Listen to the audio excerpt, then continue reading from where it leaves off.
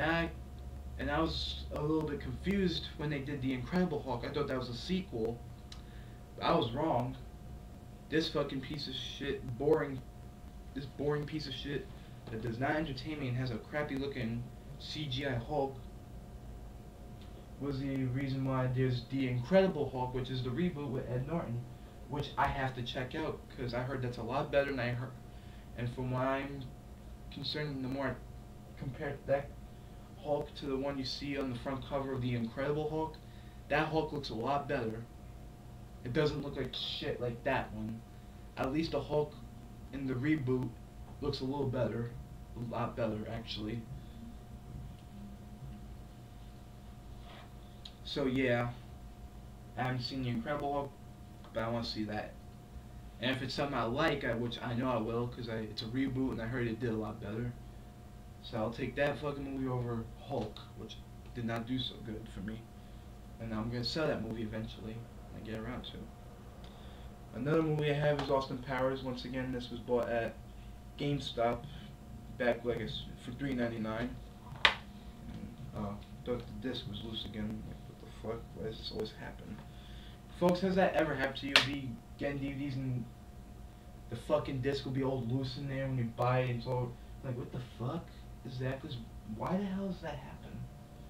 Folks, explain to me, why does that happen?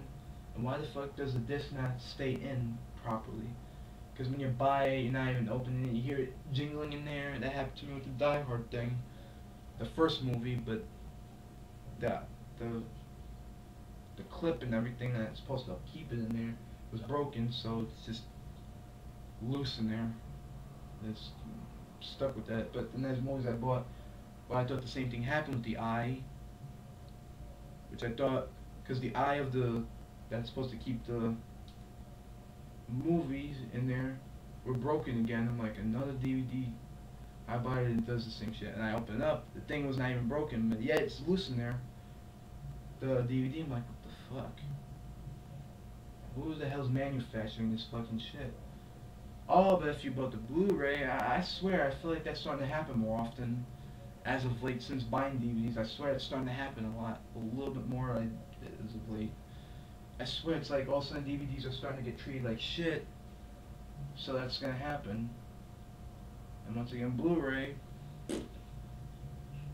they shoved that in our face. I'm tired of Blu-ray personally. People like the format, that's fine, but it's not that great, so I think it's overrated. Maybe people, I don't care how crystal clear it is, I think I'll stick with regular DVDs. They're more cheaper, and they're not expensive like those fucking things. The next movie I think is, hold on, the next movie I have, which I think is the best crime thriller to ever be created, in my opinion, and that is Seven. To me, I think this is a really good creep-out thriller, because it's not like a horror or anything, but it's crime, but it's really good. And I like the choices in here. Brad Pitt and Morgan Freeman did an excellent job. And it has such a bizarre, eerie feel to it, and it's just well done. So I give them a thumbs up for that movie. That was a really good film. Best crime thriller right there for, not to mention shit they do in there, so it's worth a watch. Now the next three movies is, like I said before, some movies you're gonna see in here do not all belong to me, and they all belong to my dad, so I'm just holding on to them for him, and I have them in my shelf because of, like I explained before.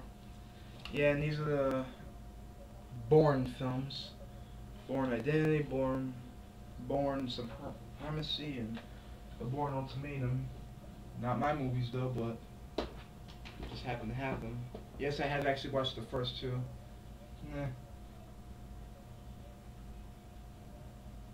I've seen better action films. Now the next two are two classic films.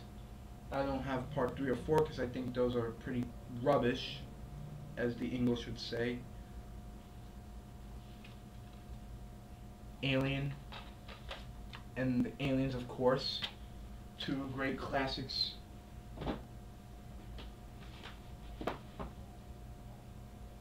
All done well equally. The next is Bruce Lee Collection, which you have Way of the Dragon, Game of Death 2, which I'm gonna ignore, because I freaking don't understand why there's a sequel, and that was made way after his death. Way after, and it just seems like an insult, especially the way, from what I heard they did, and I ain't gonna bother with that movie. Fucking seems insulting. It's not, and it's just basically unused footage from one of the films that they put together, make it look like one film. And it's really, and from what I heard, the cardboard thing of Bruce Lee in the mirror, I ain't doing that. The Big Boss and Fist of Fury. So yeah, that's awesome right there. So it's awesome to have the DVD set of those movies. The next one is Men in Black. And Don't Be a Menace in South Central, and Enter the Dragon.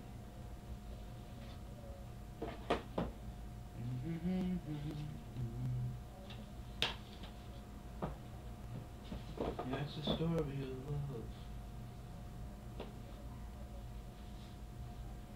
Another one, and the Men in Black sequel, which was alright, but I don't like it as much as the first one. I mean, I like it, but not better than the first one. I think the first one's way better, but the sequel's okay with me though. And another movie with Will Smith, I should say other movies. Actually, I got a few others that I put them in that one section. Is I, Robot, Enemy of the State,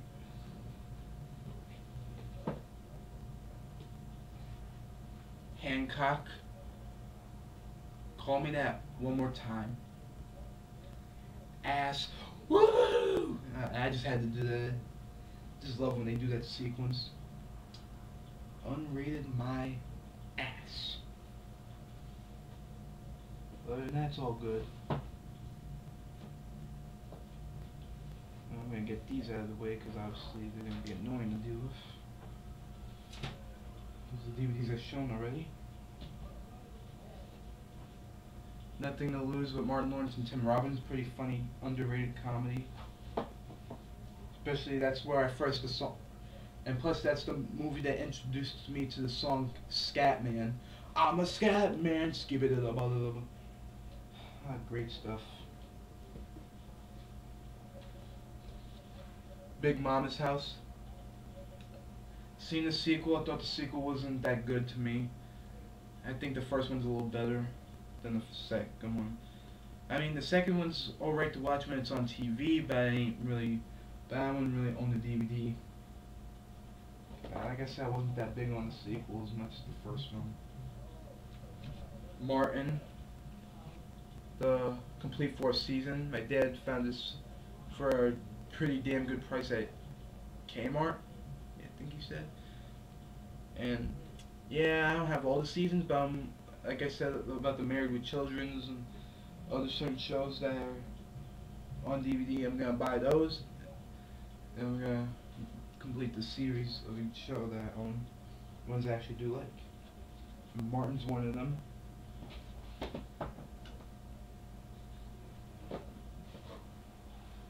Another Martin Lawrence and Will Smith film that I have, and like I said earlier about buddy cop films, this is another one on my list of fun to watch. And to me, these are just fun films.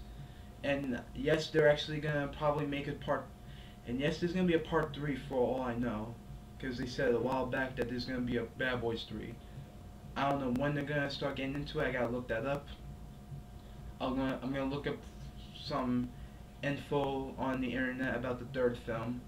I don't know when they're gonna start production of that film. I don't know when it's gonna happen. They're gonna in talks of it. Who knows?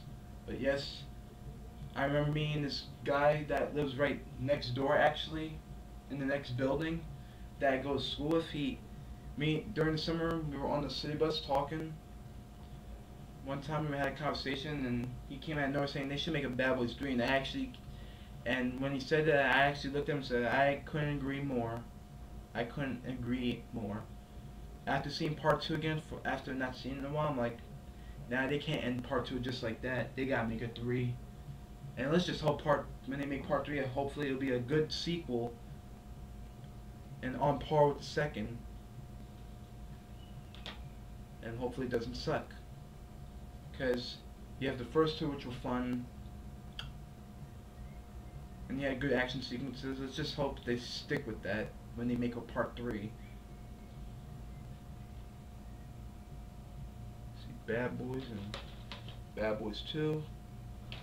Yeah, I kind of pretty much said it before showing the DVDs, but whatever. Mystery Men. Fun